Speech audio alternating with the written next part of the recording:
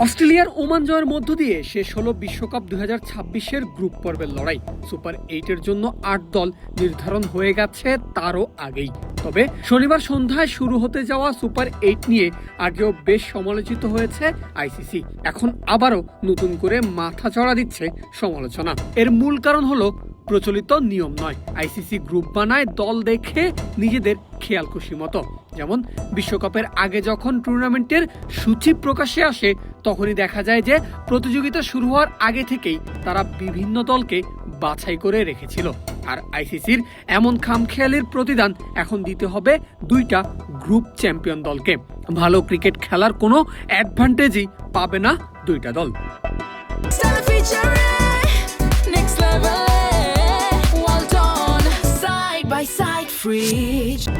বিশ্বকাপ শুরুর আগে থেকেই আইসিসি 8টি দলকে বাছাই করে রেখেছিল। অর্থাৎ তারা সুপার 8-এর যোগ্যতা অর্জন করলে কে কোন গ্রুপে যাবে তা ঠিক করে রেখেছিল আগে থেকেই। এর জন্য আইসিসি নির্দিষ্ট দলের জন্য নির্দিষ্ট স্লটও ঠিক করে রেখেছিল। ফলে সুপার 8-এ গ্রুপ এক্সে যারা রয়েছে তারা প্রত্যেকে নিজেদের গ্রুপে চ্যাম্পিয়ন হয়েছে। গ্রুপ ওয়াইতে যারা আছে তারা প্রত্যেকে গ্রুপে রানার্স আপ হয়েছে। আইসিসিকে মূলত গ্রুপ সাজাতে হয় ভারত ও পাকিস্তানের কথা চিন্তা করে। কে আবার কখন কোন দেশে না খেলার বায়না ধরে সেটা মাথায় রেখে। তাই তো আইসিসি যেন আগেই প্রেডিক্ট করে রেখেছিল পাকিস্তান সুপার 8-এ উঠলেও গ্রুপ রানার্স আপ হয়েই তবে উঠবে। এজন্য শুধুমাত্র রানার্স আপদের নিয়ে করা ওয়াই গ্রুপের সব খেলা পড়েছে শ্রীলঙ্কায়। অন্যদিকে গ্রুপ চ্যাম্পিয়ন ভারতের এক্স গ্রুপে থাকা বাকি 3 দল দক্ষিণ আফ্রিকা, ওয়েস্ট ইন্ডিজ এবং জিম্বাবুয়ে প্রত্যেকে নিজেদের গ্রুপের সেরা হয়েছে। ফলে এটা নিশ্চিত যে সেমিফাইনালের আগে দুইটি গ্রুপ সেরা দলকে ছিটকে যেতে হবে টুর্নামেন্ট থেকে।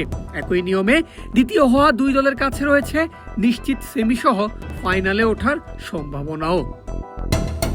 বাছাই পর্বের এমন অদ্ভুত নিয়মের কারণে ভালো খেলার দল আলাদা করে কোনো প্রাধান্যই পেল না।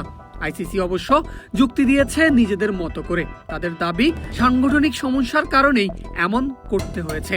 ম্যাচ এবং সূচি নির্দিষ্ট করতে আগে থেকেই দল বাছাই করে রাখা জরুরি ছিল। মুদ্রা কথা, 2 প্রতিবেশী পাক ভারতের রাজনীতিক ক্যাচালের কথা চিন্তা করেই সাজাতে হয়েছে এমন অদ্ভুতুড়ে সূচি। যেখানে বিশ্বকাপের প্রথম সেমিফাইনাল কলম্বোতে হবে নাকি কলকাতা সেটা নিশ্চিত হওয়া যাবে পাকিস্তানের ফলাফলের ওপর নির্ভর করে। একই অবস্থা ফাইনালেরও। কলম্বো নাকি আহমেদাবাদ তা ডিসাইড করবে পাকিস্তান। অর্থাৎ পাকিস্তান যদি সেমিফাইনালে না যায় তাহলে হয়তো সুপার 8-এই বিশ্বকাপের পর্দা নামবে কো-হোস্ট শ্রীলঙ্কার। পৃথিবীর আর কোনো বৈশ্বিক টুর্নামেন্টে এমন অদ্ভুতুড়ে সিদ্ধান্ত নেওয়া হয় কিনা সেটা এখন ভাবার বিষয়। পারভেজ আল হাসান, ক্রিক ফ্রেঞ্জি।